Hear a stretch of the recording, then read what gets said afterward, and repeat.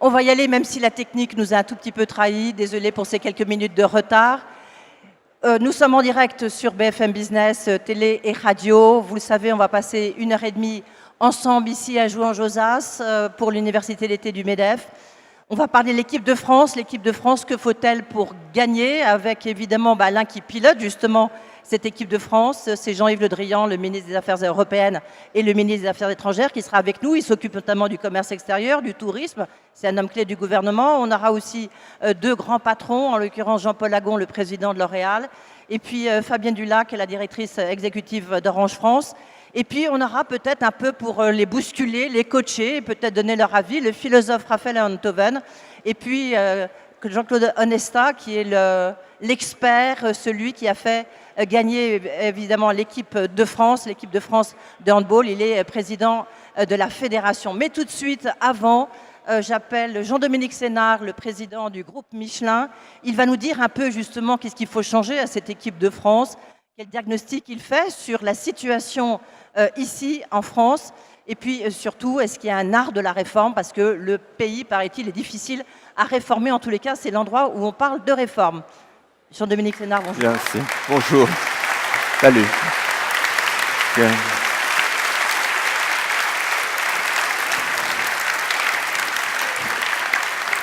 C'est à vous. Cher Président, Mesdames et Messieurs les chefs d'entreprise, nous nous retrouvons avec bonheur à Jouy-en-Josas pour célébrer l'entreprise, mais aussi pour évoquer l'équipe de France qui doit idéalement porter l'économie du pays au sommet dans les années qui viennent. Je voudrais simplement partager avec vous quelques convictions sur le rôle des différents membres de cette équipe qui ont, à travers probablement la refondation de notre modèle social, une immense tâche avant de réussir ce qui reste un pari considérable. Si on regarde la situation actuelle et son évolution récente, honnêtement, nous avons quelques sujets de satisfaction. Alors on ne va pas bouder notre plaisir. L'économie semble donner quelques signes solides de reprise, tant mieux. L'image de nos entreprises a tendance à s'améliorer, on le voit à travers les enquêtes sur la vision des employeurs par les employés. Cela va dans le bon sens. Les événements internationaux comme le COP21, COP22 ont été d'ailleurs des opportunités formidables de prise de conscience par les pouvoirs publics et par nos compatriotes du rôle essentiel que les entreprises jouent dans le domaine de l'environnement et depuis longtemps, et qu'en fait, rien de très sérieux ne pourrait se faire sans les entreprises. Les témoignages d'amitié que nous avons eus sur cette estrade ces derniers temps, quelques messages d'amour même, rappelez-vous, nous donnent de bons espoirs. Et puis même si au fond les débats politiques qui ont eu lieu au printemps n'étaient pas toujours, honnêtement, à la hauteur de l'enjeu, l'entreprise est restée fondamentalement au centre du jeu quand il s'agissait d'emploi et d'économie.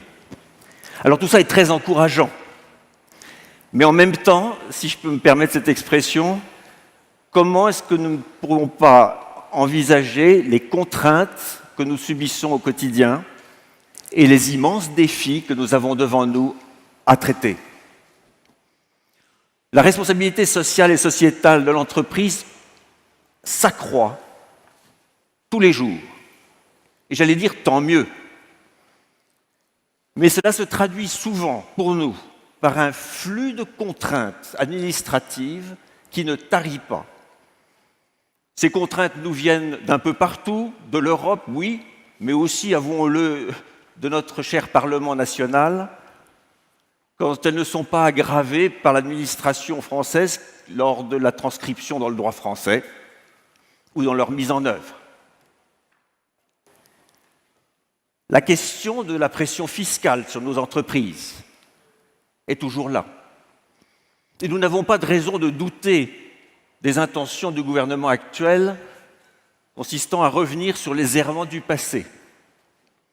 Mais il me semble que quelques atermoiements de cet été nous font penser qu'il faut être vigilant. Rien n'est acquis d'avance. Et ce débat est tellement fondamental car il s'agit en réalité de l'orientation de l'épargne sur les fonds propres des entreprises françaises qui en ont plutôt plus besoin que leurs concurrents à l'étranger. Et bien entendu, il s'agit de leur développement. La question de la compétitivité et de la recherche de la compétitivité rebute encore beaucoup de nos compatriotes. Et pourtant, nous savons, nous, qu'il s'agit en réalité d'un devoir essentiel, une ardente obligation, comme on dit. Je suis convaincu, personnellement, que nous n'avons pas encore vu la réalité de ce qui peut arriver de l'étranger, de la part de pays dont la compétitivité est supérieure à la nôtre. Les flots sont devant nous, pas derrière. La révolution digitale, que l'on se présente bien volontiers, et moi en premier, comme une source d'opportunités formidables, est souvent sous-estimée dans sa dimension déstabilisatrice. Je crois pour ma part que cette situation nous plonge, nous autres entreprises, devant des questions d'anticipation beaucoup plus aiguës que par le passé. L'arrivée de l'intelligence artificielle qui, dans certains cas, effraie même les concepteurs du concept, nous oblige à être face à une mutation des emplois comme rarement nous en avons eu dans notre histoire. Alors tout ça est évidemment inquiétant parfois, provoque des questions assez légitimes de nos équipes, de nos salariés, de nos collaborateurs, qui regardent leur avenir avec une forme de questionnement. Et le tout dans un contexte d'ailleurs mondial d'une forme de contestation, d'une forme de capitalisme un peu débridé. Alors me direz-vous, qu'est-ce que nous pouvons faire? Eh bien, je voudrais vous faire part de mon optimisme.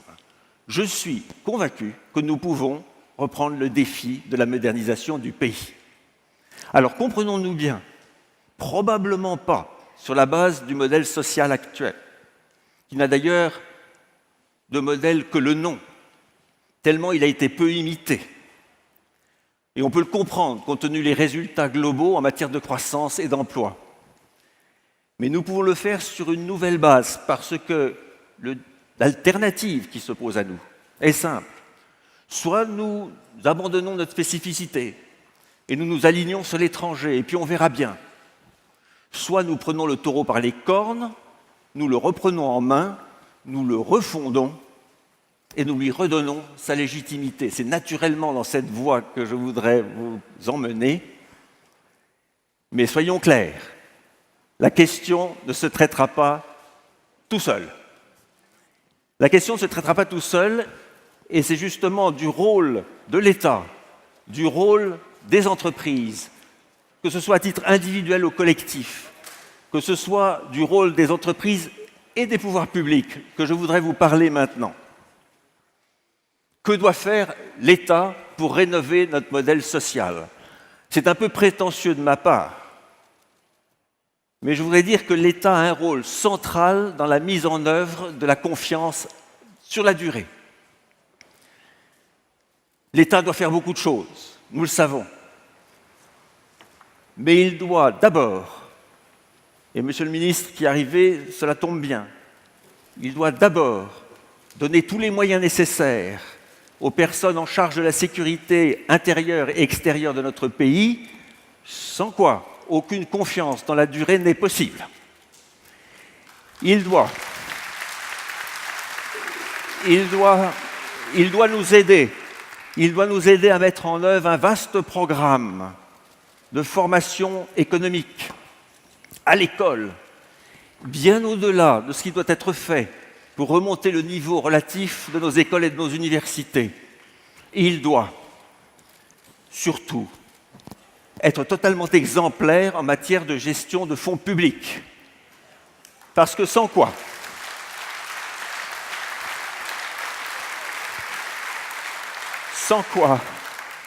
le monde de l'entreprise qui se bat tous les jours pour équilibrer ses budgets, pour assainir sa structure financière, ne pourra pas longtemps être partenaire d'un État qui aurait comme seul objectif de gérer des déficits, même s'il est fort question de les réduire,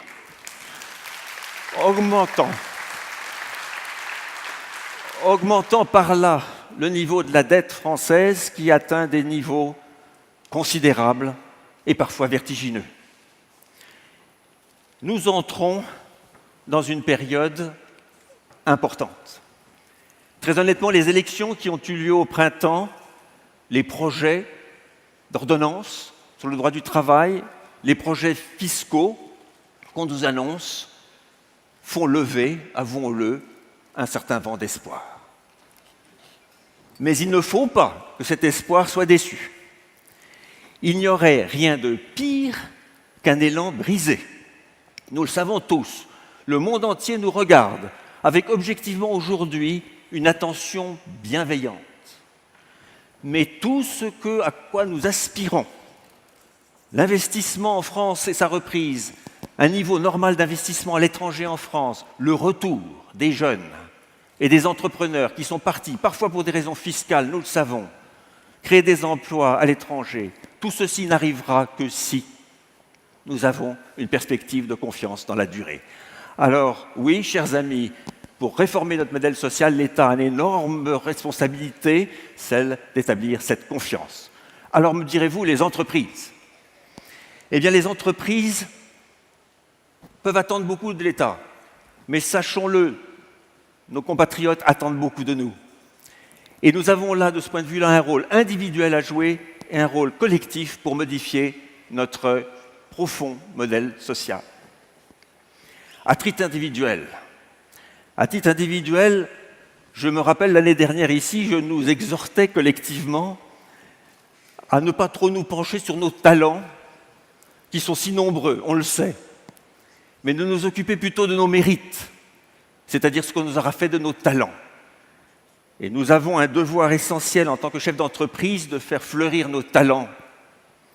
Et pour cela, je me permets de mettre en avant le principe de la responsabilisation. Je pourrais vous en parler des heures. Et je crois qu'il ne faut pas se tromper. La responsabilisation, de mon point de vue, est probablement un des éléments qui est en train de révolutionner les relations sociales dans l'entreprise. Il ne s'agit pas d'autogestion, il s'agit de confier une autonomie à des équipes avec des moyens et leur permettre de respirer et d'apporter des solutions à l'avenir. Il s'agit aussi de leur demander de rendre des comptes. Cette espèce de recherche du bien-être au travail dont nous sommes responsables passe, de mon point de vue, par un vaste déploiement de la responsabilisation de nos équipes. Le principe de subsidiarité est la clé. Ce sujet paraît facile, il est complexe, il demande beaucoup de formation, beaucoup de temps. Mais je vous le dis, chez Michelin, nous avons démarré ce processus il y a quelque temps et je sais que beaucoup d'entre vous, parfois même sans le savoir, pratiquez ces principes. Ils sont essentiels à l'évolution sociale de la France. Au passage, si nous avons pu, ces derniers mois, signer des accords sociaux tout à fait originaux, c'est précisément parce que nous avons pu décliner au niveau de nos établissements ce principe de responsabilisation, en confiant aux équipes locales le soin de trouver les solutions. Ces accords, que la loi El Khomri d'abord et surtout les ordonnances à venir, je l'espère, vont statuifier, j'allais dire, en leur donnant un statut juridique, parce que jusqu'à présent, nous le faisions en prenant des risques sur le délit d'entrave, dont je vous rappelle que c'est encore une fameuse singularité française, puisque c'est encore un délit pénal. Et c'est donc en surmontant cela que l'on peut contribuer utilement, nos entreprises individuelles, à la refondation du bloc social français. Et à titre collectif, me direz-vous, et là, je touche bien entendu notre réunion d'aujourd'hui et le patronat français. À titre collectif, nous avons au moins deux choses à faire. La première, c'est de mettre en place un vaste programme de pédagogie économique. Ça devient urgent. Il y a trop de personnes qui sortent du système scolaire et universitaire sans avoir aucune espèce de notion de ce que peut être une entreprise. Nous le savons. Beaucoup d'ailleurs considèrent que c'est une rente, que l'entreprise est une rente, qu'il faut d'ailleurs ne pas protéger, sur laquelle il faut tirer, à tous les sens du terme d'ailleurs, alors que nous le savons, l'entreprise est un vecteur de croissance et un formidable endroit de développement. Voilà ce qu'il faut faire d'abord. Mais, mes chers amis, ne nous y trompons pas, nous n'échapperons pas à la deuxième tâche, qui est à mes yeux essentielle, nous ne ferons pas l'économie d'une refondation du paritarisme de gestion, c'est-à-dire ce qui est au cœur même de notre système social français. Et là, je voudrais qu'on se comprenne bien. Il ne s'agit pas de le réduire, il ne s'agit pas de l'amoindrir.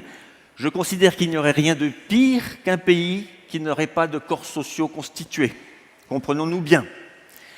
Mais reconnaissons aussi que depuis la Deuxième Guerre mondiale, les choses ont beaucoup évolué et que nous nous situons aujourd'hui dans une forme d'ambiguïté sur le rôle des uns et des autres, et en particulier le rôle de l'État par rapport au rôle des représentants sociaux, et qu'il est temps de clarifier, parce que sinon, les nombreux mandataires à travers toute la France, que je salue ici pour leur dévouement, qui est souvent bénévole, finiront par ne plus comprendre quelle est vraiment la vision. Cette ambiguïté doit être levée, nous devons refonder ce paritarisme de gestion en le clarifiant, en le simplifiant. En le simplifiant. Et en lui redonnant toute la légitimité qu'il mérite. Voilà les deux tâches essentielles que nous devons faire en tant qu'entreprise à titre collectif. Vous voyez que nous avons du travail. Et puis au-delà, j'ai parlé de l'État, des entreprises, je voudrais aussi vous parler de l'État, des pouvoirs publics et des entreprises ensemble. Et là, dans ce domaine-là, nous sommes en train de parler de solidarité. Voyez-vous, là aussi, nous pourrions en parler des heures, mais je sens très bien, et vous le savez, dans les territoires, se lever un vent d'espoir par rapport à cette question de la solidarité entre les pouvoirs publics, qu'ils soient d'ailleurs élus ou administratifs, et les entreprises. Voyez-vous, le sens de l'histoire est à cette cohérence, chacun dans son domaine, ne marchant pas sur les compétences des uns et des autres, mais œuvrant dans le même sens. Et puisque ce soir, je suis un peu un régional de l'État ici à Paris, je voudrais simplement vous dire ma fierté d'être coprésident de l'Agence de développement régional d'Auvergne-Rhône-Alpes, parce que c'est dans cette instance qui regroupe à la fois les pouvoirs publics, les élus, les entreprises et les groupements d'associations que l'on voit naître cette dynamique invraisemblable du territoire qui ne demande qu'à s'éclore et que nous devons absolument encourager.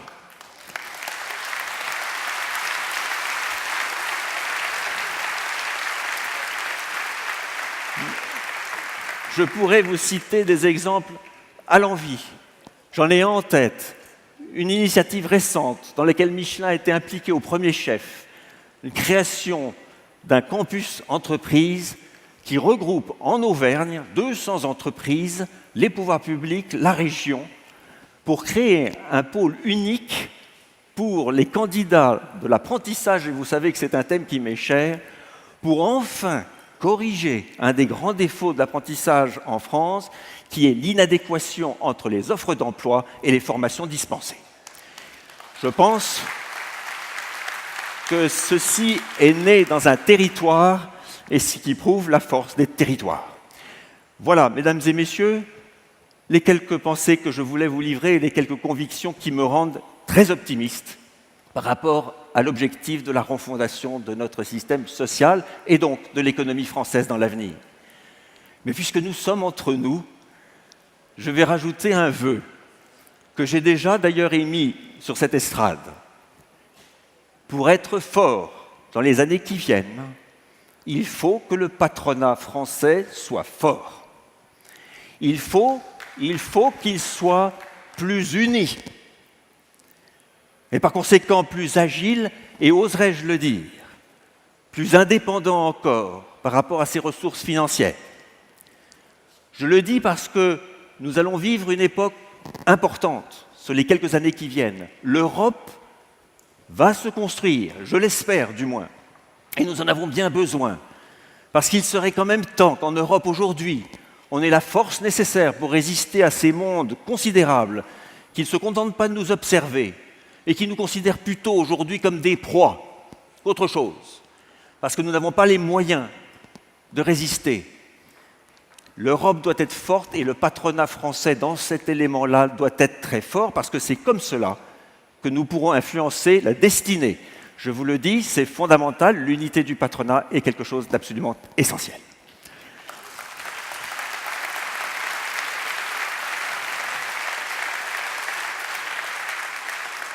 Voilà, mesdames et messieurs, mon optimisme. On parle de l'Europe, la France. La France, on dit souvent, est un phare pour les idées nouvelles. Très bien. Eh bien, essayons de conjuguer nos efforts tous ensemble pour démontrer que c'est encore possible. Voyez-vous, il me semble que nous devons fonder notre contrat social sur un capitalisme fortement empreint d'humanité, fondé sur la confiance, la solidarité, la responsabilisation et de toute façon, par-dessus tout, sur le respect des personnes. C'est comme cela que tous ensemble, nous parviendrons à gagner ce fameux pari dont je parlais au départ. Convenons entre nous que l'enjeu en vaut la peine. Merci beaucoup pour votre attention. Merci. Merci.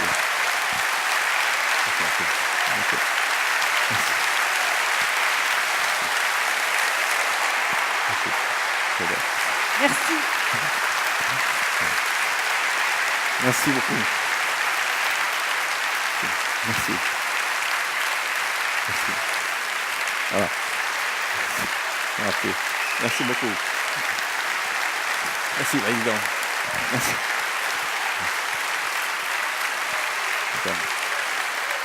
Voilà. Merci. Non, pas que je mette en retard. Merci. Et haut les cœurs. Haut les cœurs. Merci. Merci Jean-Dominique Senard peut-être cet espoir que vous pouvez faire naître en tous les cas pour cette équipe de France dont on va parler dans un instant. On va faire un détour par Paris et puis on va ensuite appeler les participants à nous rejoindre pour savoir comment peut-on gagner avec cette équipe de France. Je le disais avec le ministre Jean-Yves Le Drian, Jean-Paul Agon de L'Oréal, Fabienne Dulac d'Orange, Raphaël Enthoven, philosophe, et Claude Onesta, des experts. On se retrouve tout de suite.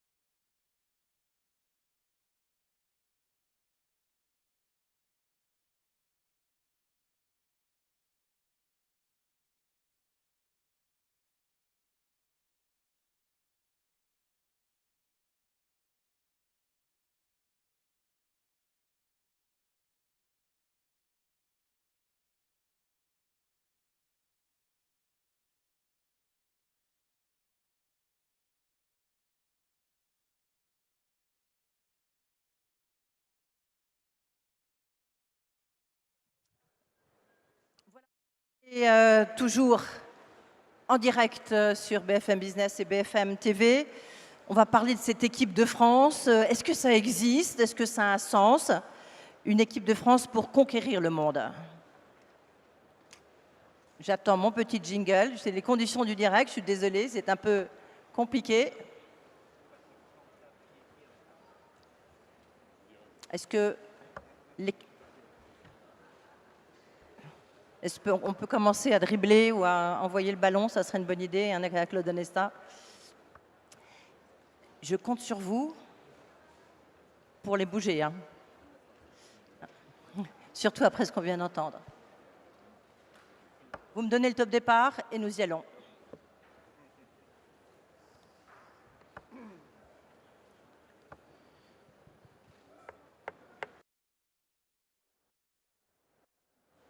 C'est bon?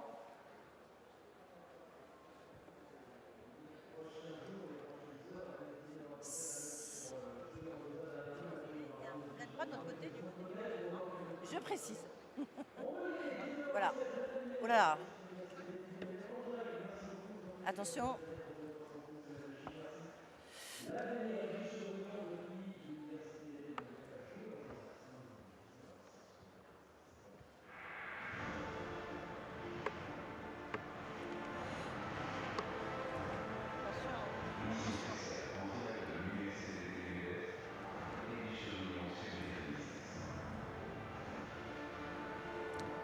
Nous sommes toujours en direct ici à Jouan-Josas à l'occasion de l'Université d'été du MEDEF devant une salle comble pour écouter les différents intervenants autour de cette table et parler de cette équipe de France. Équipe de France, comment peut-elle conquérir le monde? Il faut dire que c'est d'actualité à l'heure où on parle de réforme du modèle social, réforme du contrat de travail, du code du travail, réforme de l'assurance chômage, préparation du budget 2018, c'est dire, c'est l'actualité est extrêmement chargée. On va en parler avec, tiens, je commence par vous pour vous saluer. Monsieur le ministre, bonjour. Jean-Yves Le Drian, ministre des Affaires européennes, ministre des Affaires étrangères. Vous avez été, en ce moment, vous êtes très sollicité parce qu'il y a le rendez-vous très important de la conférence des ambassadeurs.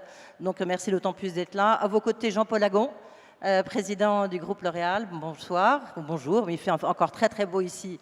À Jouan-Josas. À mes côtés, à ma gauche, le philosophe Raphaël Enthoven. Bonjour. Fabienne Dulac, qui est directrice exécutive d'Orange France.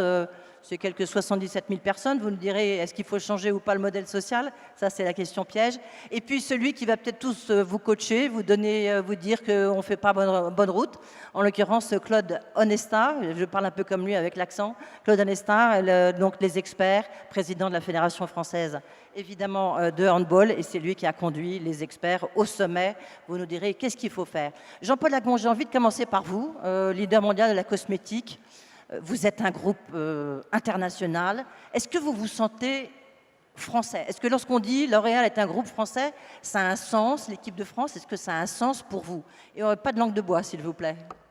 Non, non, pas de langue de bois, absolument. L'Oréal, c'est une société française qui est bien sûr implantée dans le monde entier, qui réalise 92% pardon, de son chiffre d'affaires hors France, mais ça n'empêche pas que c'est une entreprise française avec je dirais, une forte empreinte culturelle française, des valeurs françaises, je dirais un style de management français et qui se développe, se déploie plutôt à travers le monde avec un cœur aussi qui est très français puisque c'est 25% de l'industrie, 70% de la recherche, etc. Donc c'est vraiment, il n'y a aucune ambiguïté sur le sujet, c'est vraiment une entreprise française, un cœur français qui se déploie dans le monde entier. Est-ce que le fait d'être français, ça apporte quelque chose? Peut-être dans la cosmétique, le luxe, c'est un plus. Moi, alors bien évidemment, c'est sûr que c'est un plus en cosmétique, mais Jean-Dominique Sénard qui parlait juste avant, qui fait du pneu, c'est aussi le leader mondial. Et le fait d'être français, à ma connaissance, pour le pneu, apporte autant que pour la cosmétique. C'est donc bien dire que ce n'est pas limité. Je pense que l'idée de la qualité française, de l'ingénierie française, de l'innovation française, elle n'est pas par définition limitée à la beauté ou au champagne, etc. Elle peut s'exercer dans tous les domaines. Michelin en est un exemple, beaucoup d'autres entreprises françaises en sont un exemple. Et dans tous les pays dans lesquels on voyage souvent, la France est toujours considérée comme un pays tout à fait remarquable, et avec d'ailleurs une expertise sur laquelle, à mon avis, on devrait plus capitaliser. Les atouts de la France, c'est quoi? En 3 mots, parce qu'on va revenir évidemment un peu plus en détail, mais les atouts de la France, c'est quoi? Moi, je crois que les atouts de la France, c'est son héritage justement culturel, et qui fait que dans le domaine, comme je le disais, de l'innovation, dans le domaine de l'ingénierie, de l'ingéniosité quelque part, dans le domaine de la qualité, les entreprises françaises, les produits français sont reconnus. C'est différent par exemple du modèle allemand. On peut dire que le modèle allemand, c'est plutôt des produits, je dirais, très solides, résistants. La machine-outil, comme on appelait lorsqu'on est... Oui, pourquoi pas, mais je pense, c'est vrai que je suis un peu un obsédé du marketing, mais je pense qu'il y a un positionnement pour les produits français dans toutes les catégories industrielles, pas du tout uniquement les catégories du type beauté ou autre, sur lesquelles il faut jouer. Et on en parlait tout à l'heure avec Pierre Gattaz, la recette absolue, c'est toujours effectivement la montée en gamme. C'est-à-dire que la France ne s'en sortira au point de vue industriel que par le supra de qualité, le supra d'innovation, la montée en gamme, parce que quelque part, c'est aussi ça qu'attendent les consommateurs ou les clients du monde entier. Et ça, vous empiétez un petit peu sur les questions suivantes, sur la fiscalité du travail. Mais ça, c'est une question que je poserai tout à l'heure à Jean-Yves Le Drian, parce que c'est lui qui est peut-être le plus amène. Mais d'abord, Fabienne Dulac, vous êtes la directrice exécutive d'Orange France, 77 000 personnes, hein, je disais. Est-ce que finalement, dans votre secteur, les nouvelles technologies, est-ce que c'est un atout d'être français ou il faut mieux venir de la Silicon Valley ? Je pense qu'il faut venir de tous les univers, et on le voit bien, effectivement, vous faites allusion à la performance des GAFA, des NATU, des BATX, enfin de tous ces grands acteurs. Moi, je suis assez convaincue qu'il y a aussi en France le pouvoir pour nous d'avoir constitué des équipes de France qui vont réussir dans le domaine des nouvelles technologies, du numérique, des niveaux d'innovation. Le monde des startups en France est extrêmement dynamique, il ne faut pas l'oublier. Je vais vous donner un exemple. Aux États-Unis, dans le top 12 des plus grandes ventes d'objets connectés, il y a 5 produits créés par des entreprises françaises. Donc globalement, nous avons une place dans le monde numérique avec une équipe française. Ça, c'est clair. Par contre, ce que nous devons apprendre dans les équipes françaises, qu'elles soient d'ailleurs chez Orange, dans les grands groupes ou dans les petites ou moyennes entreprises, c'est sans doute une révolution culturelle que nous devons avoir et que nous devons mener. Une révolution culturelle qui nous rend plus ambitieux, une révolution culturelle qui intègre davantage la façon dont le digital aujourd'hui bouscule les organisations du travail, le rôle du manager, la hiérarchie, et ne pas en avoir peur.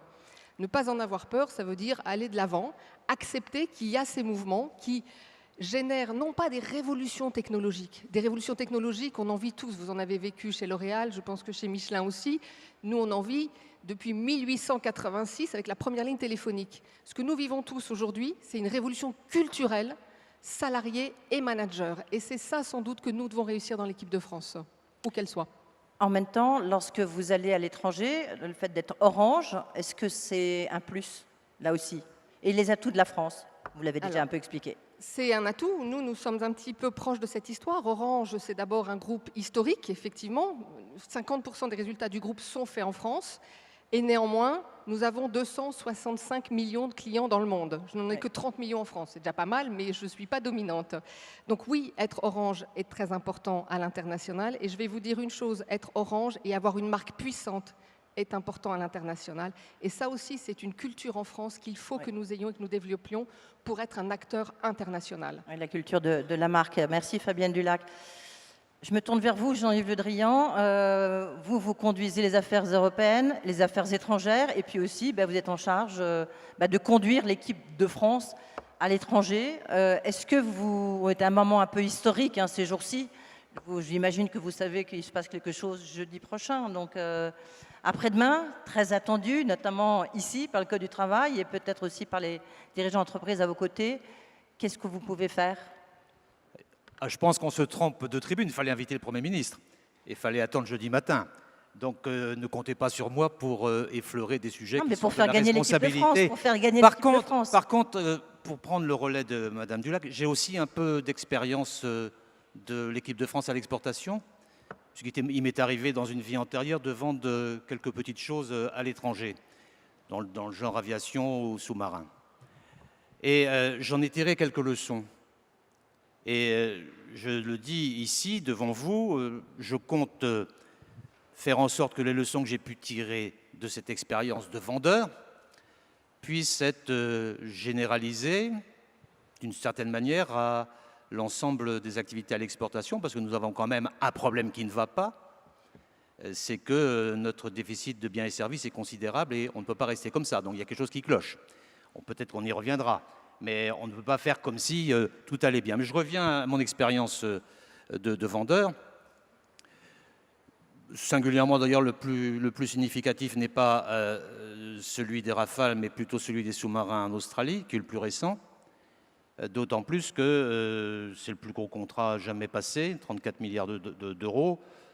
Et c'était un contrat sur lequel la France n'était pas attendue, puisque nous étions considérés comme les derniers dans la concurrence avec le Japon et avec les Allemands.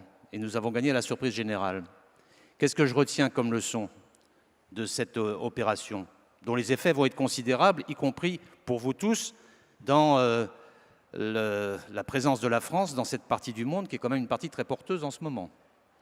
Je retiens d'abord qu'il faut avoir un bon produit, mais je pense que chacun le dit, et qu'on n'a peut-être pas suffisamment la fierté du produit que l'on vend. Avoir un bon produit made in France, qui robuste, qui reconnu, qui efficace, de la haute technologie, du grand savoir-faire. Mais ça, je pense que ça existe. Et dans le cas précis, il fallait le croire et en être convaincu. Donc, être convaincu de ce qu'on veut faire, avoir la fierté de ce que l'on a comme production. Deuxièmement, faire en sorte qu'on réponde à la demande du client. Je pense qu'il y a un principe de base dans le commerce, mais dans le domaine particulier dont je fais état, ce n'était pas toujours le cas, parce qu'on voulait, souvent le principe était de dire, mais le client ne comprend pas que son intérêt n'est pas de faire ce qu'il souhaite, mais c'est de prendre le produit qu'on lui offre parce qu'il est meilleur que ce qu'il pense. Non, répondre à la demande du client, c'est ce que nous avons fait. Et puis troisièmement, agir dans une unité d'action. Parce que dans ce type de marché, mais il y en a d'autres qui ne sont pas uniquement militaires, y compris dans le numérique, y compris dans les infrastructures, dans les grands chantiers, dans l'énergie. Ce sont des chantiers énormes qui supposent une discussion souvent d'État à État. Il faut avoir une unité d'action, c'est-à-dire faire agir l'industriel, faire agir l'État, faire agir l'ambassadeur, faire agir le ministre à des moments précis en fonction d'un plan d'action commun. Ce qui ne tombe pas sous le sens. Depuis que je suis dans mes nouvelles fonctions, je connais des endroits où il y a des Français qui sont concurrents sur un même marché qu'ils vont perdre. Et en plus, qui ne chassent pas en meute. Et ça, c'est des habitudes à prendre. Et peut-être que le rôle de l'État, en l'occurrence, mais ça peut être aussi le rôle d'autres acteurs, c'est de faire en sorte qu'il y ait ce minimum de discipline-là. Sinon, on perd. Parce que les autres, eux, ils ne fonctionnent pas comme cela. Et enfin, si je peux me permettre dans ce domaine-là, mais peut-être dans d'autres, la discrétion. Et ne dire qu'on a gagné que lorsque le client le déclare lui-même. Sinon, on risque d'avoir beaucoup d'inconvénients pour l'avenir. Voilà quelques leçons que je retire. Ça a marché. Et ça peut marcher ailleurs sous réserve de ces conditions-là. La fierté, la conviction, l'esprit de meute, la discrétion, et on ne fait de la victoire que lorsqu'elle est là. Merci, voilà un beau programme, hein, Jean-Yves Le Drian.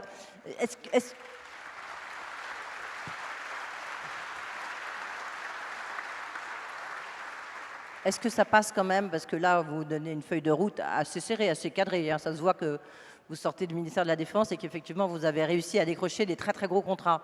Ça passe par quoi? C'est-à-dire, vous allez demander à tous les patrons qui sont devant vous, là, un petit peu de discipline, de chasser en meute et de ne pas voir quelqu'un qui marche. Il y a plusieurs... je ne suis pas... Ça passe par quoi? Je ne suis qu'au début de mes réflexions, elles ne vont pas durer très longtemps, puisque tout à l'heure, vous parliez de feuilles de route à venir jeudi par le Premier ministre. Il y en a une autre qui a été déclarée ce matin par le Président de la République concernant la diplomatie économique. C'est une feuille de route importante, je vous conseille de l'écouter et de la relire. En tout cas, c'est de ma responsabilité de la mettre en œuvre. Et donc, sans doute, faudra-t-il réorganiser un certain nombre de dispositifs. J'ai aussi, j'ai bien entendu M. Senard tout à l'heure faire référence à son expérience territoriale. J'ai aussi une expérience territoriale assez ancienne qui m'a permis de travailler avec des entreprises aussi à l'exportation. Je pense qu'il faut séparer plusieurs choses.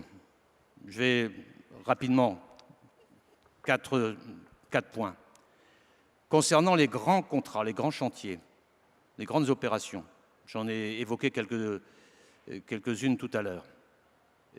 Il faut, à mon avis, procéder de la même manière que celle que nous utilisions pour les contrats défense. La même discipline, la même organisation, la même volonté et le même soutien collectif. Chacun jouant sa partition avec une stratégie bien élaborée. Je le dis pour tous ceux qui sont ici, mais ça concerne surtout les grands groupes d'une manière générale. Mais ça veut dire aussi, dans ces cas-là, qu'il faut parler dans le cadre de la diplomatie économique dont j'ai la charge, apprécier les situations géopolitiques dont le ministère dont j'ai la responsabilité peut avoir sur lesquelles le ministère dont j'ai la responsabilité peut avoir toutes les informations, parce que nous sommes, vous le savez bien, dans un monde d'une très grande instabilité, d'une très grande imprévisibilité, et où les tentatives de régulation qui se sont mises en œuvre pour que chacun parle à peu près le même langage ou que les normes s'identifient ou que l'on sache à peu près quelle est la réalité d'un marché ne sont pas abouties, ou même aujourd'hui sont parfois en train de tomber, ne serait-ce que par la position des États-Unis qui prennent aujourd'hui une logique plutôt de repli. Donc il faut apprécier, je parle toujours des grands contrats, apprécier les situations, très concrètement par exemple au Moyen-Orient où la situation est quand même très compliquée, et puis ensuite sur ces grands contrats chasser de la même manière que sur les contrats de défense. Moi j'y suis prêt, ce n'est pas uniquement une déclaration ici, il ne suffit pas d'ailleurs que le ministre se déplace une fois. Je suis allé dans mon mandat précédent 14 fois aux Émirats Arabes Unis, 15 fois au Qatar, 10 fois en Égypte, 4 fois en Australie, mais ça donne des résultats. C'est-à-dire qu'on ne peut pas uniquement faire un coup. Il faut une durée dans l'action. Moi, je suis prêt pour cela, pour agir comme cela sur les grands contrats. Et il y en a plusieurs aujourd'hui en gestation. Puis il y a le reste. Alors le reste, c'est le fait que nous n'avons dans les PME ETI qu'un nombre limité d'entreprises à l'exportation, 125 000. Nous sommes en dessous de l'Italie. On a beaucoup de respect pour les Italiens, il ne faut pas qu'ils prennent ça mal, mais en dessous des Allemands, ça ne vous surprend pas. Donc nous avons du retard. Et je pense que plusieurs raisons à cela. D'abord, je crois une certaine forme, mais je suis moins bien placé que vous tous ici pour le dire, une certaine forme d'appréhension à l'exportation, qui est peut-être psychologique. Mais il faut y remédier et surtout avoir au point de départ pour l'entreprise sur son territoire une entrée unique. Et il y a de nombreux partenaires. Tout le monde s'en occupe en fait. Et quand tout le monde s'en occupe, personne ne s'en occupe. Et donc moi je souhaite vraiment, et je travaillerai dans ce sens, que sur les territoires, dans les régions, il y ait pour l'exportation des PME et des ETI une entrée unique. Avec dans cette entrée unique les moyens d'agir, ça ne veut pas dire une discipline militaire, mais ça veut dire que dans un seul lieu, on aura toutes les informations, tous les chemins à suivre pour une initiative à l'exportation que l'on veut mener. En disant ça, c'est simple, mais la transformation, la refondation, j'ai entendu les termes tout à l'heure, suppose de vaincre des corporatismes divers et variés, y compris dans le patronat. Pas uniquement, mais y compris. Mais y compris chez les élus, et y compris dans tous les organismes qui s'intéressent de près ou de loin à l'exportation. Si on ne fait pas ça, on passera à côté. En tout cas, moi, je vais m'y employer. C'est la même chose à l'arrivée. C'est la même chose à l'arrivée parce que si à l'arrivée la dispersion est au rendez-vous, eh bien on ne peut pas chasser en meute et on ne peut pas faire les interventions nécessaires sur tel ou tel marché de manière cohérente. Donc moi je souhaite la simplification, la transparence, la limpidité de l'action et la rapidité et l'efficacité des opérations d'un bout à l'autre, guichet unique à l'entrée, guichet unique à la sortie. Alors après le problème c'est qu'il faut désigner qui fait quoi à l'intérieur de cela. Ça va être mon job, mais pas uniquement le mien, car il faudra, on peut même diversifier, ça ne peut pas être la même solution en Azerbaïdjan qu'en Chine, mais il faut le même dispositif, la même incitation. J'en ai terminé en vous disant qu'en plus de cela, il faut un quatrième aspect, j'étais rendu au troisième, qui est l'appréciation par famille, par grande filière, des potentialités d'exportation, des cibles possibles sur l'ensemble mondial, appréciation qui ne peut se faire que dans un échange fructueux, régulier, entre mon ministère et les branches concernées et les filières concernées, que ce soit l'agroalimentaire, que ce soit la santé, je ne vais pas en faire l'énumération, concernant les PME, pour avoir régulièrement un point et une stratégie par filière. En plus, si on réunit tout ça, On aura, je pense, un peu avancé. J'ai compris ce matin que le président de la République voulait que je rende ma copie avant la fin de l'année, donc je serai bien obligé de le faire. Je le ferai en concertation avec vous. Je rappelle pour finir, parce que je ne pourrai pas rester très longtemps auprès de vous, que l'ambassadeur de France que nous avions en Australie, M. Lecourtier, est devenu du coup directeur général de Business France.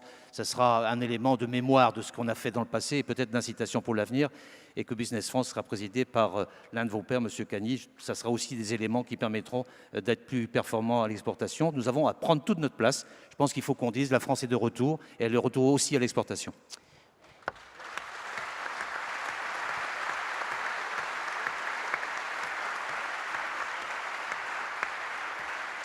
Et il faut dire qu'il y a, Monsieur le ministre, il y a urgence lorsqu'on voit les chiffres du commerce extérieur qui ne cessent de se détériorer.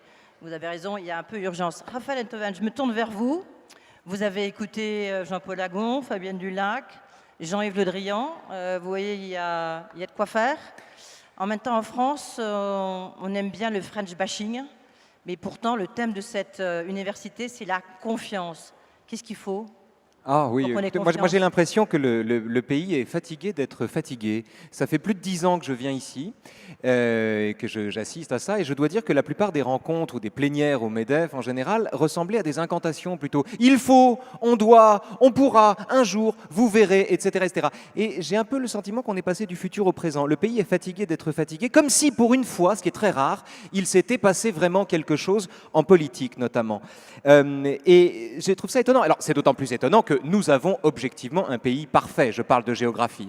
Je ne parle pas d'histoire, je parle de géographie. On a un pays parfait. Le climat, le territoire, littoral et montagne, le vin, la culture, les livres. Je veux dire, on a objectivement un pays parfait. Mais on a un pays qui, justement, parce qu'il est parfait, peut s'offrir le luxe de questionner sa propre fierté. Qu'est-ce que ça veut dire être fier d'être français ?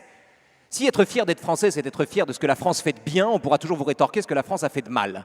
Et en cela, cette fierté, cette défiance fabriquons un jeu à somme nulle. En revanche, la France est grande, me semble-t-il, quand elle est plus grande qu'elle-même.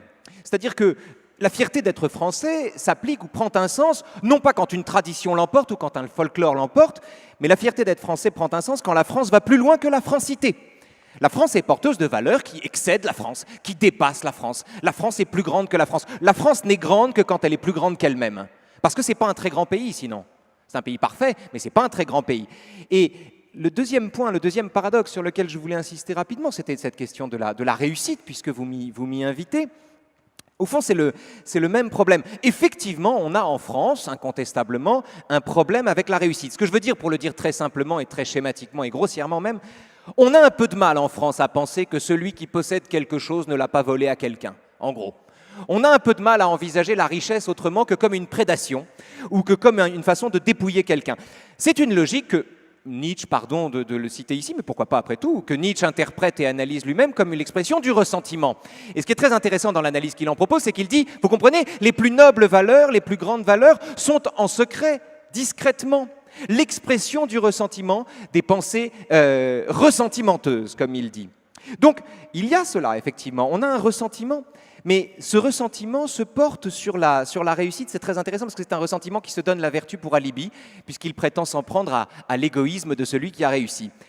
La réussite, ça n'est pas simplement, et c'est ce que je suis venu vous dire, réussir dans la vie. La réussite, ça n'est pas simplement cela, c'est aussi réussir sa vie. Ce que je veux dire, c'est que le ressentiment qui est à l'œuvre derrière la critique de toute réussite ne doit pas non plus nous faire oublier l'insondable pauvreté d'une vie uniquement consacrée à réussir. C'est l'existence misérable de celui dont les gains sont l'unique horizon. Bien sûr qu'il faut réussir, bien sûr qu'il y a du ressentiment dans la critique de la réussite, mais que la réussite s'en tienne à cela, se donne d'elle-même, comme la France d'ailleurs, une définition si pauvre qu'elle ne pense qu'à l'argent. La réussite n'est pas affaire de quantité. La réussite est dans le rapport qu'on entretient à son propre exercice. Et, pardon, je sais que je suis un peu long, mais je voudrais quand même le dire, j'aurais l'impression de mentir par omission si je ne le disais pas. En cela, il y a un mot-clé, on l'a employé tout à l'heure, je l'ai entendu, j'ai entendu Pierre Gattaz, j'ai failli dire Yvon Gattaz, pardon. On a entendu Pierre Gattaz tout à l'heure le dire, donnez-nous la confiance. Excusez-moi, pardon, je suis désolé, qu'est-ce que c'est que cette mentalité d'assister ? Donnez-nous la confiance. On ne reçoit pas la confiance. La confiance, on la décrète. La confiance, d'ailleurs, la confiance, je vais vous dire, c'est un contresens. Il n'y a aucune raison d'avoir confiance. On va tous mourir. On est né par hasard dans un monde qui s'en fout et on va tous mourir. Il n'y a aucune raison d'avoir confiance. La situation est très mauvaise. Donnez-nous la confiance. Qui vous donnera la confiance? Personne n'est Dieu. Non, on ne donne pas la confiance. La confiance se décrète. La confiance est une affaire de caractère. La confiance n'est pas un contrat. Il n'y a pas de slogan plus absurde que contrat de confiance. Que vaut une confiance si elle est garantie par la loi? Rien du tout. La confiance ne se donne pas, la confiance se décrète. Ce que je veux vous dire ici, c'est que bien souvent on dit « la sortie de la crise redonnera confiance aux gens ». Je dis exactement l'inverse. La confiance permettra peut-être, si besoin est, de sortir de la crise. C'est dans ce sens-là que les choses se passent, ce qui est désespérant parce que du coup, quand on n'a pas confiance, on n'a pas confiance, mais ce qui est réjouissant aussi parce que ça veut dire qu'il appartient à chacun, et au rapport qu'il entretient avec sa propre vie ou sa propre activité, de se donner à lui-même la confiance nécessaire pour agir, quel que soit le résultat. Le résultat compte moins que l'action. Une image, elle est de Sénèque, pour clore cette intervention trop longue. Sénèque prend l'exemple de l'archer. Il dit voilà, prenez un archer, il doit atteindre le centre de la cible. Comment fait-il?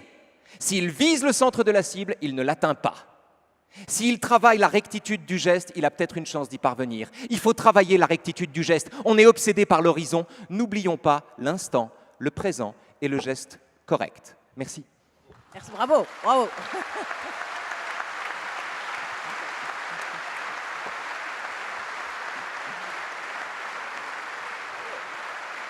Ce qui est assez amusant, Raphaël Enthoven, c'est que pendant que vous parliez, je regardais l'assistance très nombreuse et je voyais tout le monde qui s'interrogeait, qui réfléchissait, qui parlait avec son voisin et qui se disait oui, qu'est-ce que tu en penses, etc. C'était très intéressant de voir. Je vais vous dire un truc, je peux vous faire un aveu. Entrepreneur est un métier magnifique, mais prof de philo. Prof de philo, mes amis. C'est le plus beau métier du monde, voilà, je l'ai dit.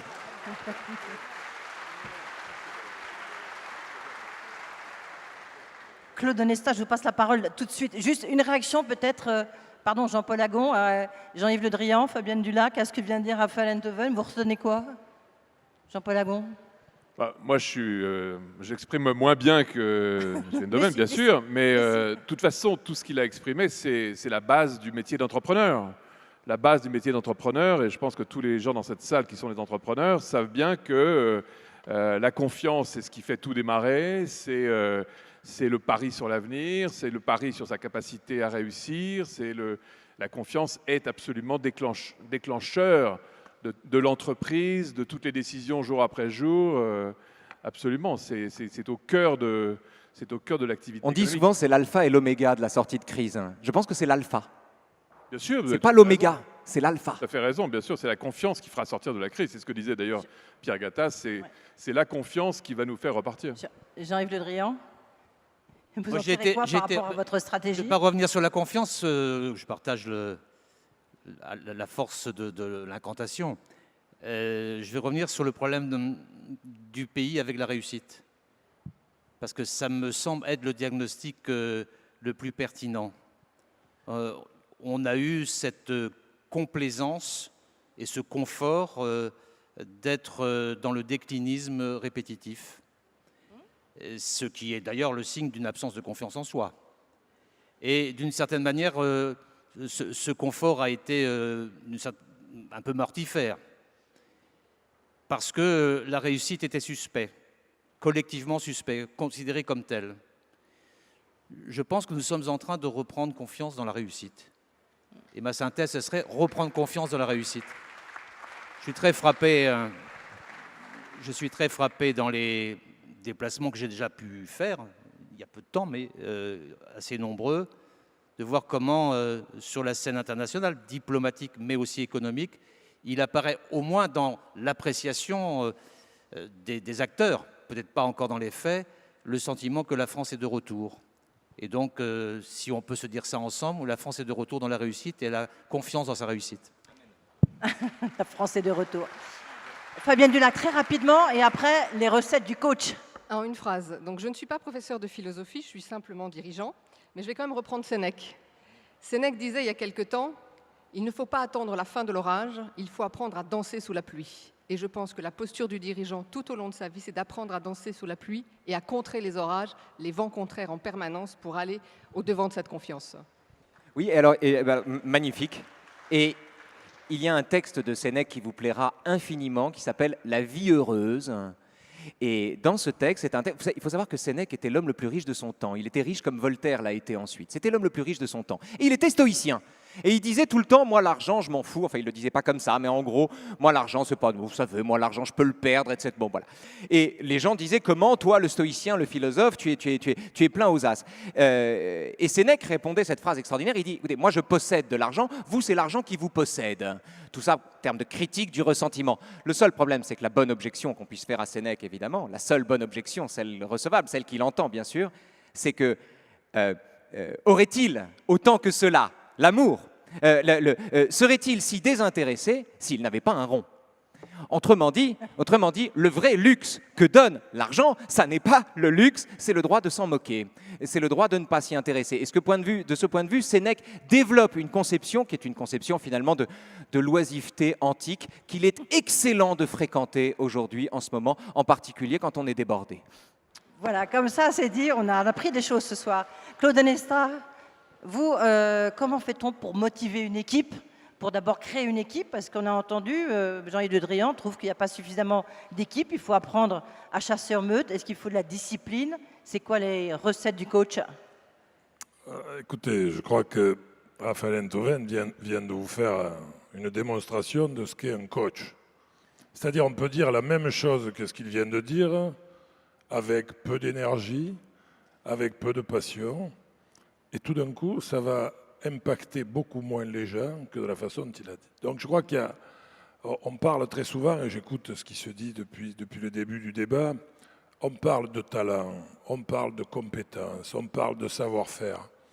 Mais pourquoi en aurions-nous moins que les autres? Donc on en a au moins autant que les autres. Maintenant, qu'est-ce qu'on en fait? Et je crois que là, il y a une forme, effectivement, d'enthousiasme, d'épanouissement, de détermination, qui effectivement n'est pas toujours au rendez-vous. Alors, sur le modèle sportif, et vous comprendrez bien que le modèle sportif est quelque chose de bien moins sérieux que tout ce que font ces gens-là. Mais je crois que la fierté d'appartenance, on l'a dit, on représente quelque chose. Mais d'une certaine façon, j'ai entendu Jean-Dominique Sénard parler de bienveillance, parler de responsabilisation, de solidarité, d'autonomie. C'est quand même pas le modèle ambiant. Donc je crois qu'effectivement, parler de tout ça, oui, le faire, ça va être encore mieux. C'est-à-dire que je pense que on ne peut pas aujourd'hui diriger les gens et vouloir en même temps les manager. Je crois que manager, c'est d'abord avoir le goût des autres. C'est-à-dire s'intéresser aux gens avec qui on travaille, à vos collaborateurs. Savoir non pas ce qu'ils font, mais ce qu'ils pensent, ce qu'ils ressentent. Et je crois que petit à petit, la construction d'une équipe sportive, s'il suffisait d'avoir les meilleurs joueurs pour être sûr d'avoir des résultats, les riches gagneraient toujours. Alors, ils gagnent souvent, parce qu'il n'y a pas de raison qu'ils soient bien plus bêtes que les autres. Mais il ne suffit pas d'avoir du talent pour être au rendez-vous de la réussite. La réussite, ça se construit, et je crois que la réussite, c'est un état d'esprit. En France, on parle beaucoup de la spirale de la défaite. Et donc, il y a un effet de doute, un effet de peur. Je peux vous assurer que ce qu'on a créé avec cette équipe de France et ses résultats, c'est à l'inverse une spirale de la réussite.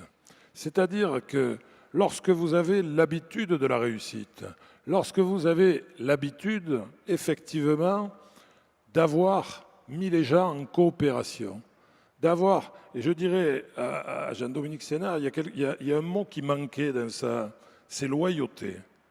On peut être bienveillant, si chacun ne pense qu'à lui, on aura du mal à créer la dynamique collective.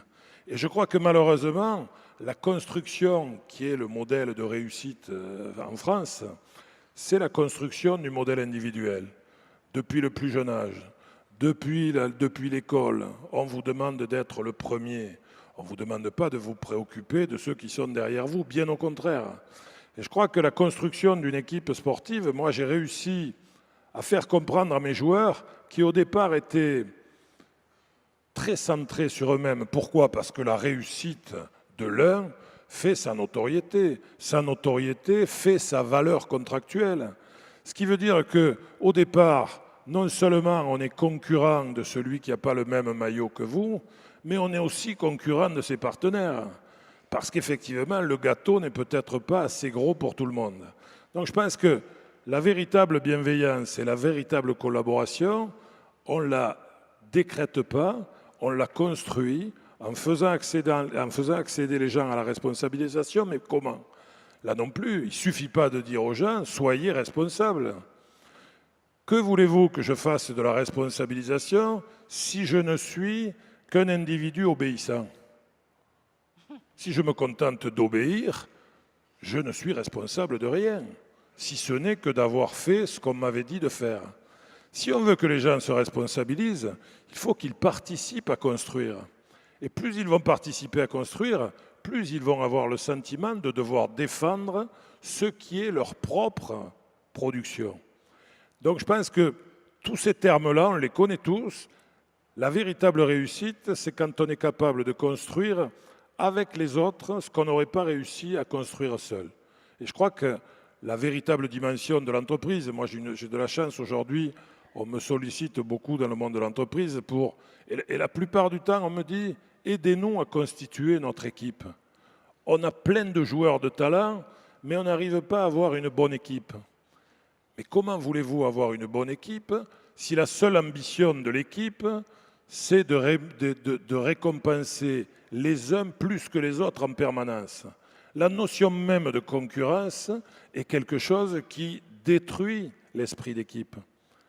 Si vous dites à vos gars tous les matins, il y en a 10 qui vont courir tous les jours, à la fin de la journée, il y en a 2 qui seront récompensés, bien sûr que le premier jour de la course, les 10 vont courir. Mais le 10e jour de la course, quand ceux qui perdent tout le temps ont compris que de toute manière, ils n'arriveraient pas à gagner la récompense, vous croyez qu'ils sont assez bêtes pour continuer à courir à fond? Donc à partir de là, ils ne courent plus à fond, ils courent pour ne pas se faire attraper. Et c'est ça la véritable dynamique qu'il va falloir inverser, c'est-à-dire faire en sorte que chacun soit non seulement en quête de sa propre excellence, de sa propre performance, mais soit aussi complètement lié à la performance de son partenaire, de son collaborateur. Donc, je ne veux pas monopoliser la parole, mais imaginez une équipe de France de handball où on ferait, comme souvent en matière de récompense, on imaginerait qu'en marquant plein de buts, on va gagner nos matchs. Donc, essayons de récompenser ceux qui marquent des buts et on va marquer beaucoup. Mais à partir du moment où on va récompenser uniquement celui qui marque le but, pourquoi voulez-vous que les autres se fassent des passes? Si on ne se fait pas de passes, on ne peut pas gagner un match. Donc ça veut dire que la dimension de la réussite collective est indispensable si on veut responsabiliser les gens sur un projet commun. Donc, alors je vais juste répondre assez rapidement à la question qu'on m'a posée sur comment faites-vous pour motiver vos joueurs. Mais pourquoi faudrait-il qu'un manager ait à motiver ses joueurs pour qu'ils aient envie de gagner des matchs? C'est quand même paradoxal. La seule ambition d'un joueur, ça doit être de jouer pour gagner des matchs. Donc moi, j'aurais tendance à dire la motivation est quand même la seule valeur intrinsèque que doit vous apporter votre collaborateur. Maintenant, force est de constater que de semaine en semaine, de mois en mois ou d'année en année, on voit la motivation de ces gens-là décliner. Donc j'aurais tendance à vous dire, plutôt que d'essayer de motiver vos joueurs, essayez et entreprenez tous les jours de faire en sorte de ne pas les démotiver et vous n'aurez pas à vous poser la question de la remotivation. Excellent, excellent.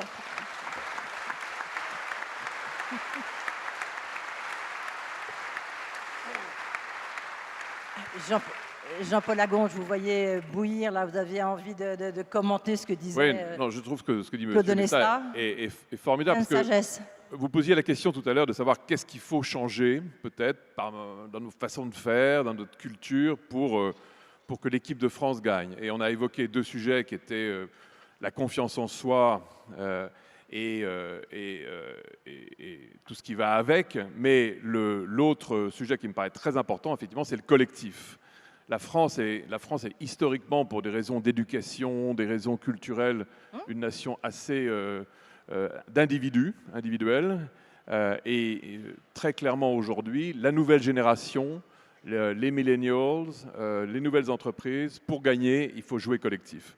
À l'intérieur de l'entreprise, comme aussi disait Monsieur le Ministre, entre les entreprises peut-être, avec l'État, etc. Donc le collectif est absolument fondamental. Vous avez raison, Jean-Paul Agon, mais alors ça tombe sur vous parce que vous êtes avec nous, mais lorsque vous interrogez des PME, des TPE surtout, ils vous disent ben moi, les grandes entreprises, jamais elles s'occupent de moi. Alors c'est vrai dans certains secteurs, filières, ça s'améliore dans la filière de la défense, mais c'est vrai, vous demandez à un chef d'entreprise qui vit aux États-Unis, j'ai eu un exemple encore, il me dit ben moi, c'est simple, je suis une petite boîte. J'ai contacté le patron de Facebook, que vous connaissez tous, Mark Zuckerberg. Il m'a pris tout de suite au téléphone et puis il m'a dit bah, j'imagine que vous n'avez pas de quoi payer votre billet d'avion puisque vous êtes un créateur d'entreprise. Hop, je vous paye votre billet d'avion, venez me voir. Ça, c'est un truc qui n'arrive jamais avec un patron français, un grand patron français. Parce qu'il y a 40 secrétaires, blocages. Moi aussi, j'ai des témoignages, il y en a beaucoup. Est-ce que c'est justement dans la mentalité, et c'est peut-être Raphaël Enthoven qui va dire ça, du droit divin, le patron, comme on sait toujours un peu le droit divin? Non, ça, je crois que c'est vraiment une vision très ancienne des choses. J'ai pas dit ça, hein. Non, c'est moi qui le dis. Ah oui, d'accord. Et vous auriez pu. Beaucoup mieux, beaucoup mieux. Non, je crois que c'est une vision très ancienne des choses et au contraire, moi je crois qu'effectivement, d'abord dans l'entreprise, la démarche collective telle que la pratique M. Onesta dans son équipe, c'est fondamental. Mais ça, c'est un grand changement, c'est un changement culturel absolument majeur.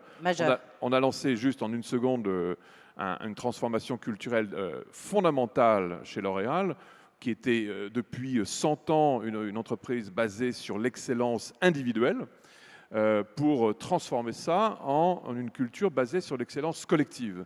C'est-à-dire c'est l'équipe qui gagne, c'est pas l'individu. Mais en dehors de L'Oréal aussi, quoi. Ça fera le lien avec Jean-Yves Le Drian qui doit... Effectivement, il y a énormément à gagner à avoir une démarche collective au niveau de différentes entreprises françaises, l'équipe de France dans un pays, avec l'aide de l'État, des ambassadeurs, des services commerciaux, etc. On peut gagner énormément. La démarche collective, elle est fondamentale. Jean-Yves Le Drian, je sais que vous devez partir, mais encore un petit mot. Vous avez retenu quoi par rapport, vous avez expliqué votre feuille de route, mais vous pensez qu'il faut mener quelle action? Là, je pense que au-delà de la feuille de route dont je parlais tout à l'heure, la question de longue durée, c'est de créer une culture de l'exportation dans les entreprises et les PME françaises, une culture de l'exportation.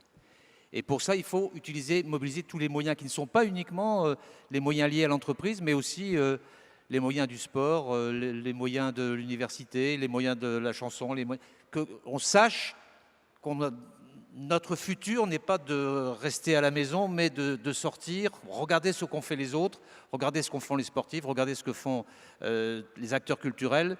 Vivons dans la culture de l'exportation et de l'extérieur et retrouvons là la fierté et la force d'être français. C'est ce que je pense. Ce n'est pas uniquement là la tâche de l'entreprise, ce n'est pas uniquement là la tâche de l'État. C'est un humus qu'il faut mettre en place et peut-être qu'aujourd'hui on peut en donner le coup d'envoi. Merci beaucoup Jean-Yves Le Drian, en tous les cas d'avoir été avec nous. Je sais que vous devez filer.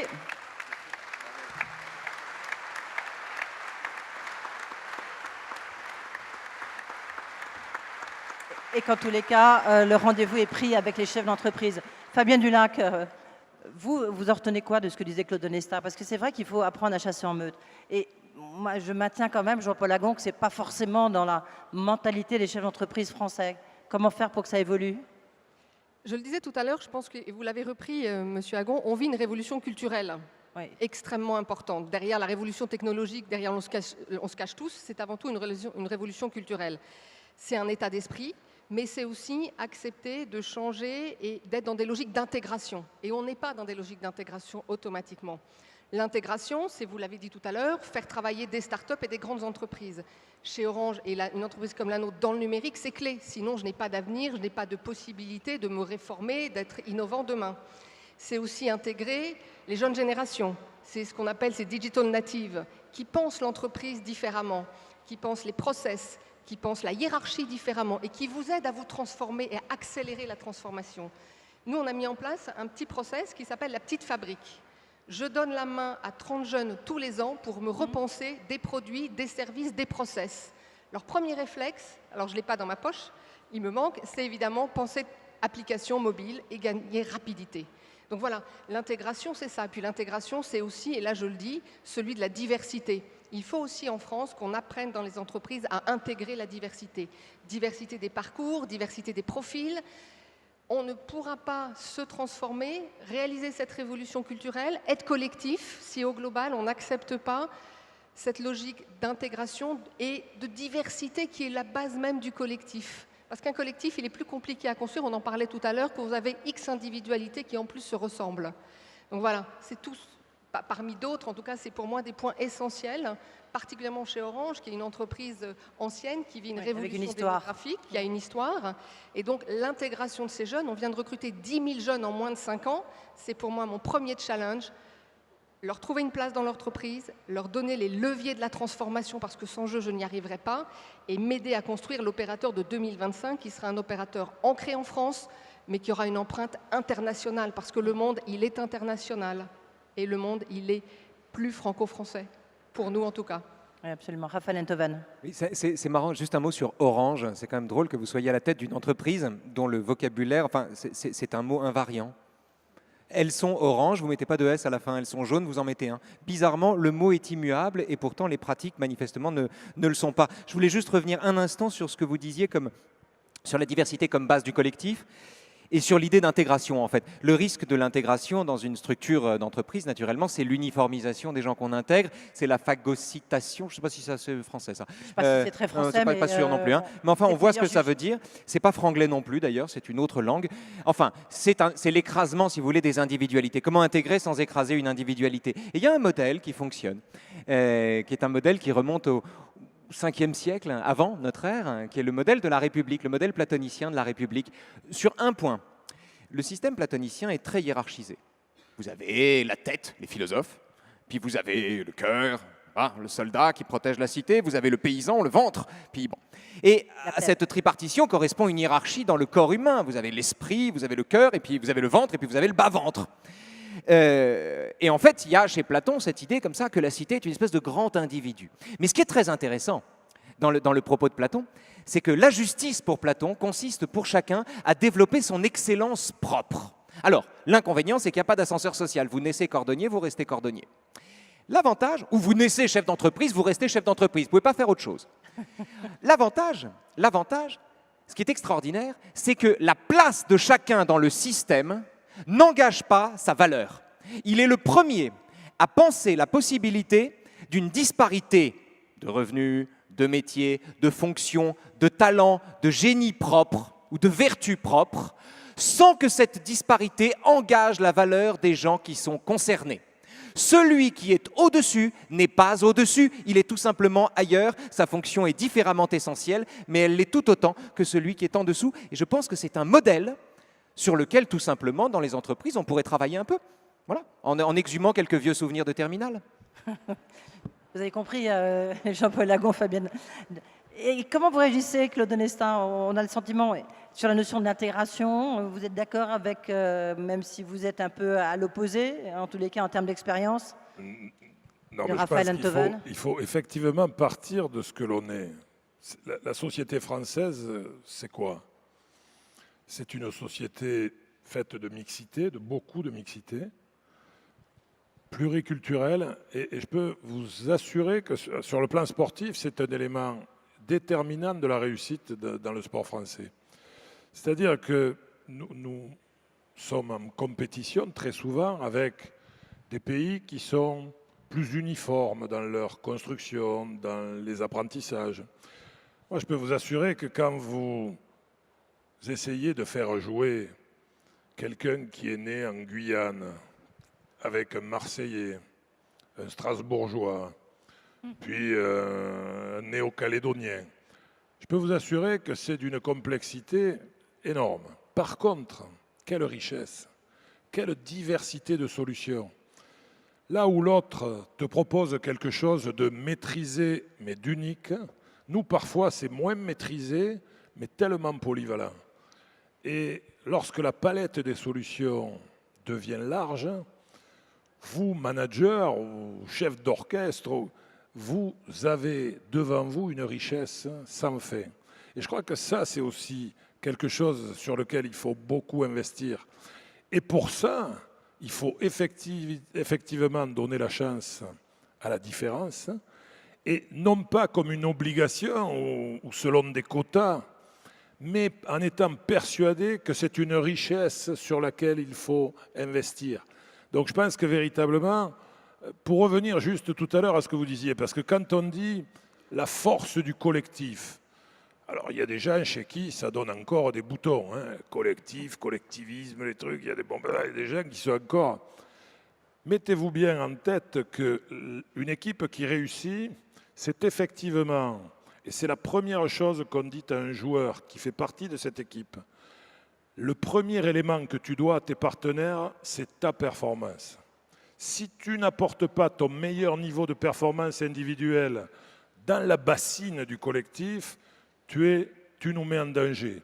Donc, non seulement chacun doit réaliser sa performance, mais en plus, ce que l'on aura créé, l'état d'esprit qui va nous réunir, la coopération qui va nous unir, va être un élément supplémentaire à cette addition de performance. Donc encore une fois, le collectif, ce n'est pas un endroit où on va pour se protéger. Là où on va pour se protéger, c'est dans les fondements de l'obéissance. Quelqu'un qui est obéi et quelqu'un qui fuira au moment où le danger sera présent. Quelqu'un qui a participé à construire le projet ne pourra pas fuir parce que si ce projet échoue, il en sera aussi de son échec personnel. Donc je crois qu'il faut vraiment réunir les gens pour les associer. Encore une fois, les gens que vous associez, il faut qu'ils comprennent que c'est un engagement d'intérêt partagé, pas d'amitié, pas de générosité. Et ensuite, il faut bien vous dire que des gens qui vont s'associer, coopérer, collaborer, devenir solidaires les uns des autres, n'accepteront jamais que leur investissement soit mis à mal par la tricherie ou le désengagement de l'un d'entre eux. Donc là où normalement, quand quelqu'un dans une équipe ne fait pas son boulot et que tous les autres tournent la tête parce que ça ne les concerne pas, si vous avez investi et si vous avez tout mis en commun, vous allez résoudre le problème de celui qui ne veut pas faire le boulot. Donc encore une fois, la responsabilisation, ce n'est pas qu'un acte gentil, c'est aussi un acte d'exigence partagée. Merci beaucoup. Ça, à mon avis, c'est une bonne leçon de management. Peut-être il nous reste 5 minutes. Jean-Paul Agon, qu'est-ce qu'il faut changer à la France, à l'image de la France, pour justement que l'équipe de France gagne? Est-ce que justement, on parle de réforme du Code du travail, j'en profite, Jean-Yves Le Drian est parti, donc on peut en parler. Mais la réforme du Code du travail, est-ce que c'est quelque chose qui peut modifier l'image de la France? On sait qu'il y a eu... Je pense que l'image profonde de la France dans le monde, elle est très bonne. Elle a été un peu gâchée ces dernières années par franchement des décisions malheureuses ou des gestes malheureux, etc. Mais ce qui est très intéressant, par exemple, c'est le changement extraordinaire de perception de la France qui a eu lieu ces 3 derniers mois. On sent vraiment quand on parcourt le monde, que ce soit en Amérique, en Asie, en Amérique latine, dans les autres pays d'Europe, que tout d'un coup, tout le monde retrouve la France comme ils l'ont toujours rêvé. Ce qui veut bien dire que, enfin, toujours aimé. Et ce qui veut bien dire qu'en fait, dans le fond, l'image de la France est très positive.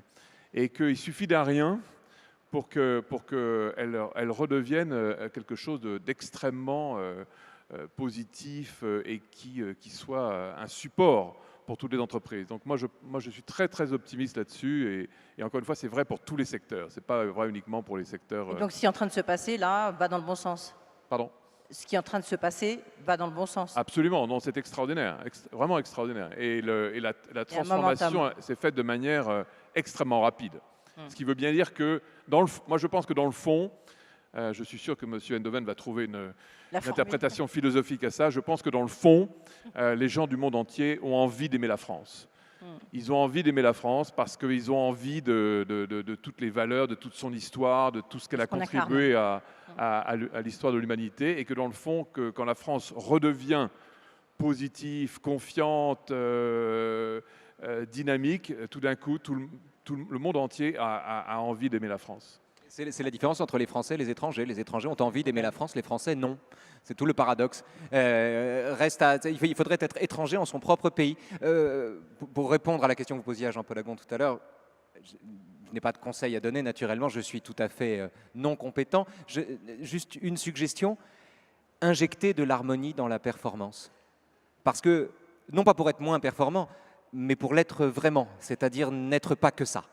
Injecter de l'harmonie dans la performance, ne pas oublier pourquoi on fait ce qu'on fait, ne pas oublier d'aimer ce qu'on fait indépendamment de la récompense qui nous attend, ne pas agir uniquement en vue d'une récompense, agir aussi, trouver dans l'action elle-même une modalité de la récompense, une forme de salaire. Oh, naturellement, ce n'est pas celui-là qui comblera les gens. Néanmoins, il est essentiel que l'activité en elle-même soit déjà en elle-même sa propre récompense et produire en chacun cette culture-là où inviter les uns et les autres à entretenir avec leur propre activité un rapport de contentement, un rapport de félicité. Celui qui aime ce qu'il fait est invincible, ne risque rien, et il est plus performant que les autres. Je me tais. Ça vous plaît, hein, Claude Onesta? Je vous ferai sourire. Fabienne Dulac, juste un mot de conclusion peut-être justement sur l'image de la France qui change. Est-ce que ça va dans le bon sens? Est-ce que de nouveau, les étrangers ont envie d'aimer la France, mais c'est à notre tour de l'aimer? Oui, on le voit, enfin on le sent dès lors qu'on va à l'étranger, il y a un regard beaucoup plus positif, mais j'allais dire la vraie question, c'est pas le regard des autres sur la France, c'est le regard que la France a sur elle-même, et c'est exactement ce sujet-là. C'est le point clé, c'est le point névralgique. L'enjeu que nous avons, c'est d'être ambitieux pour nous-mêmes. Être ambitieux pour nous-mêmes, c'est d'être dans des positions beaucoup plus offensives, d'être dans l'investissement, d'aller rechercher l'innovation, d'être plus offensif, plus combatif et ne pas avoir peur. La force des Américains, c'est une phrase simple, c'est de commencer petit mais penser grand tout le temps. Et je pense qu'il faut qu'on lutte contre cette culture peut-être et cette crainte. Il faut aussi que l'on soit aidé, qu'on facilite l'investissement, qu'on facilite l'innovation, le financement. Mais il ne faut pas hésiter à penser grand. Et je pense que penser grand, c'est être français, mais c'est aussi penser d'abord européen. Monsieur le ministre est parti, mais moi je pense fondamentalement qu'il faut penser de plus en plus européen, parce que la bataille du monde dans lequel on vit économique est complexe et est internationale. Ne l'oublions pas, quelle que soit la taille des entreprises. Claude Onesta, mot de la fin, le mot, ça y est, le match commence, hein, en tous les cas il a déjà débuté, mais on sent qu'il y a une motivation de part et d'autre. Vous dites quoi à vos joueurs avant de les envoyer sur le terrain? Je crois, pour rester sur la conclusion, comme mes collègues, j'aurais tendance à dire, on ne voit pas les... D'abord, quand on a la chance de voyager dans le monde comme on peut le faire, on est quand même très souvent en décalage lorsqu'on voit ce qui se passe ailleurs et lorsqu'on finit par rentrer chez nous et qu'on voit tous les gens se plaindre. On se dit, mais se rendent-ils compte de la chance qu'ils ont de vivre là? Et effectivement, on est toujours en train de dire du mal de nous-mêmes. Est-ce que vous avez le sentiment que nos concurrents, à l'échelle des équipes de grands pays, est-ce que les Américains disent du mal d'eux-mêmes? Est-ce qu'ils la crient à l'étranger? Est-ce que les Allemands crient leurs problèmes à l'étranger? Encore moins, bien sûr, les Chinois, les Japonais. Donc ça veut dire que nous, on passe notre temps à essayer d'expliquer nos difficultés par la contrainte de l'autre. Alors le ministre n'est plus là, mais qu'est-ce qu'il peut bien faire, le ministre? Il était à la Défense, il se retrouve... s'il n'y a que lui qui a les solutions, c'est compliqué quand même.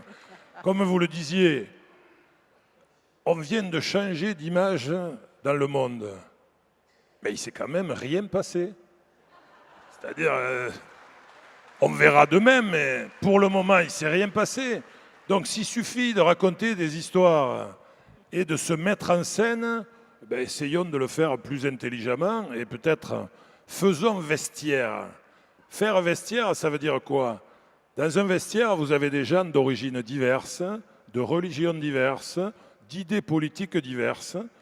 Et pourtant, à un moment donné, on va se déshabiller, on se fout à poil, et on ne parle pas de nos différences, on parle de ce qui nous réunit, c'est-à-dire de notre capacité à vaincre l'autre, à mieux jouer que l'autre. Donc je pense que de temps en temps, soyons contents de ce que l'on est et essayons ensemble de devenir meilleurs, mais arrêtons de dire aux autres qu'on a des défauts. Eh ben, bravo, ça sera...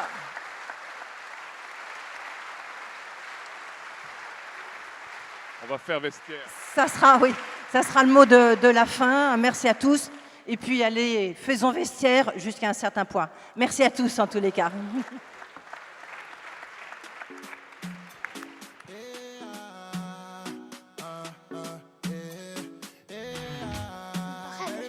Très bon manager.